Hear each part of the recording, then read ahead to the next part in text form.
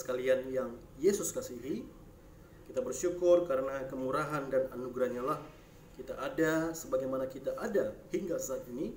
Itu merupakan kemurahan dan anugerahnya semata. Bapak Ibu Saudara sekalian, saat ini saya sangat terbeban untuk berbagi firman Tuhan yang saya beri judul menceritakan Yesus kepada orang lain. Kita akan sama-sama mempelajarinya melalui seorang tokoh di dalam Alkitab Perjanjian Baru, yaitu Andreas. Nah, Bapak Ibu Saudara sekalian, kita tahu bahwa Andreas ini adalah murid pertama dari Tuhan Yesus dari ke-12 rasul yang dipilih oleh Tuhan Yesus. Tapi sebelum Andreas ini menjadi murid Yesus, ternyata Andreas ini mula-mulanya dia adalah murid dari Yohanes Pembaptis. Itu berarti Andreas ini adalah mantan dari murid Yohanes Pembaptis. Nah, suatu ketika Yohanes Pembaptis melihat Yesus, kemudian dia berkata, "Lihatlah anak domba Allah itu." Andreas mendengar perkataan itu keluar dari mulut gurunya, kemungkinan dia berpikir, Yesus ini bukan manusia biasa. Pemikirannya itu sampai kepada suatu titik kesimpulan, dan dia menyimpulkan bahwa Yesus ini adalah Mesias yang telah dijanjikannya itu. Pada akhirnya Andreas pun bergegas kemudian menjadi murid Yesus. Nah, Bapak Ibu Saudara sekalian, menarik sekali. Hal apa yang pertama dilakukan oleh Andreas pada waktu dia menjadi murid Yesus? Mari kita sama-sama melihatnya di kitab Yohanes pasal 1, Injil Yohanes pasal yang pertama, ayat yang ke-41 sampai ke-42a. Andreas mula-mula bertemu dengan Simon saudaranya, dan ia berkata kepadanya, "Kami telah menemukan Mesias," artinya Kristus. Lalu Andreas membawa Simon kepada Yesus. Ternyata pelayanan pertama dari Andreas waktu dia menjadi murid Yesus adalah membawa saudaranya itu kepada Yesus, menceritakan Yesus itu kepada saudaranya. Nah, Bapak Ibu Saudara sekalian, ayat ini akan menjadi perenungan kita bersama-sama. Kita tahu bahwa dunia sekarang ini dipenuhi dengan virus pandemi COVID-19.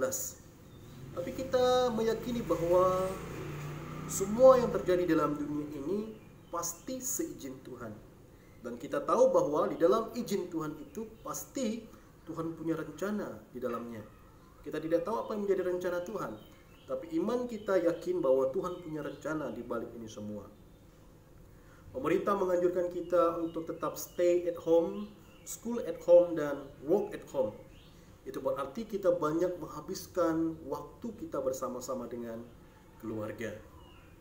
Seperti Andreas, Bapak Ibu Saudara, dia mengabarkan Yesus kepada saudaranya.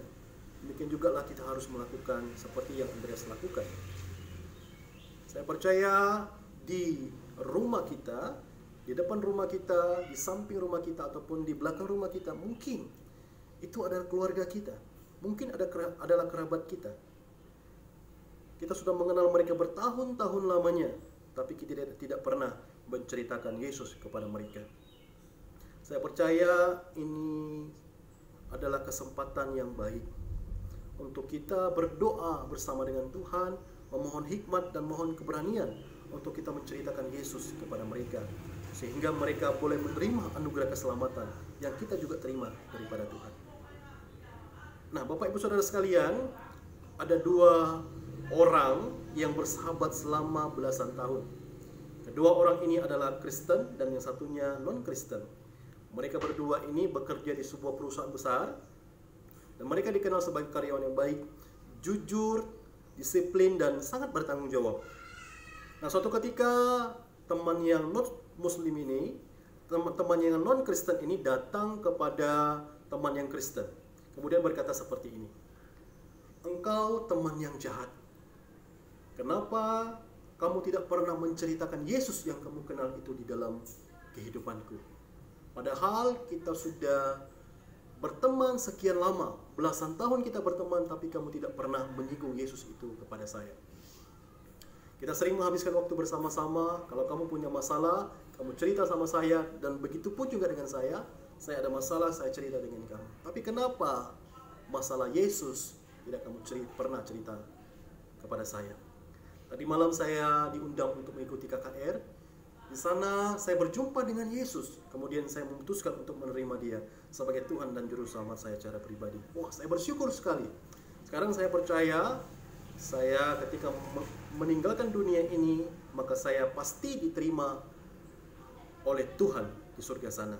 Seandainya malam itu saya tidak ikut KKR, dan saya mengharapkan kamu memberitahukan Yesus kepada saya, sampai saat ini saya belum percaya kepada Tuhan. Mungkin waktu saya meninggal nanti, saya akan dihukum oleh Tuhan dan saya akan masuk ke dalam neraka. Kenapa kamu tidak pernah menceritakan Yesus kepada saya selama kita berteman belasan tahun? Engkau teman yang jahat. Kata si teman yang non-Kristen ini kepada teman Kristen ini. Bapak Ibu Saudara sekalian, cerita tadi merupakan refleksi dari pengiringan kita akan Tuhan kita Yesus Kristus. Barangkali dalam beberapa waktu ini mulut kita bungkam untuk mengungkapkan Injil Yesus. Tapi marilah untuk saat ini, mari kita berusaha berjuang, berdoa meminta hikmat kepada Tuhan untuk diberanikan menyampaikan Injil itu kepada kerabat-kerabat kita yang kita kasihi. Tuhan Yesus sendiri berkata, sebelum dia naik ke surga, dia berkata, pergilah jadikanlah semua bangsa muridku, dan aku akan menyertai kamu senantiasa kepada akhir zaman. Kiranya perenungan singkat ini boleh mengubah paradigma kita, pemikiran kita, untuk kita mau menjadi murid-murid Yesus yang mau mengabarkan Injil itu kepada orang-orang yang membutuhkan keselamatan. Tuhan Yesus memberkati kita sekalian. Terpujilah Tuhan. Amin. Ubah hati